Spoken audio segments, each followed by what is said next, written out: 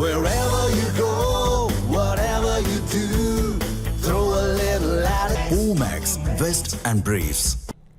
India Italy இடையேயான வர்த்தகம் 20 billion euro இலக்கை நோக்கி நகர்வதாக பிரதமர் மோடி தெரிவித்துள்ளார். ரோம் நகரில் பிரதமர் மோடியும் இத்தாலி பிரதமர் மெலோனியாவும் கூட்டாக செய்தியாளர்களை சந்தித்தனர். அப்போது பேசிய பிரதமர் மோடி, இந்தியாவில் உள்ள 800க்கும் மேற்பட்ட இத்தாலிய நிறுவனங்கள் நாட்டின் வளர்ச்சி பாதையில் முக்கிய பங்காற்றி வருவதாக கூறினார்.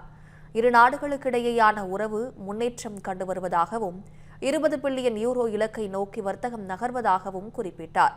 பயங்கரவாதம் மனித குலத்திற்கு கடுமையான சவால் என்பதில் இந்தியாவும் இத்தாலியும் ஒரே கருத்தை கொண்டுள்ளதாக கூறிய பிரதமர் மோடி, பயங்கரவாத நிதியுதவிக்கு எதிரான நமது கூட்டு முயற்சி உலகிற்கு ஒரு முக்கியமான முன்மாதிரியை வழங்கியுள்ளதாகவும் பெருமிதம் தெரிவித்தார்.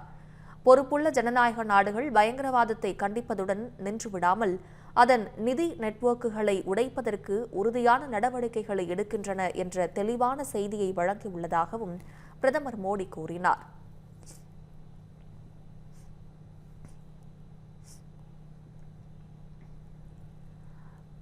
பல ஆண்டுகளாக ஆட்சியில் இருந்த போதும் இந்திய மக்களிடையே பிரதமர் மோடியின் செல்வாக்கு குறையாமல் உள்ளதாக இத்தாலி பிரதமர் மெலோனி புகழாரம் சூட்டியுள்ளார்.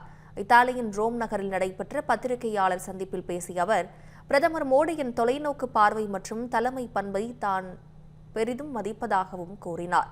மேலும் இத்தனை ஆண்டுகளுக்கு பிறகும் மக்கள் மத்தியில் அவர் கொண்டுள்ள செல்வாக்கு அவரது சிறந்த தலைமைத்துவத்திற்கு சான்றாக விளங்குவதாகவும் தெரிவித்தார்.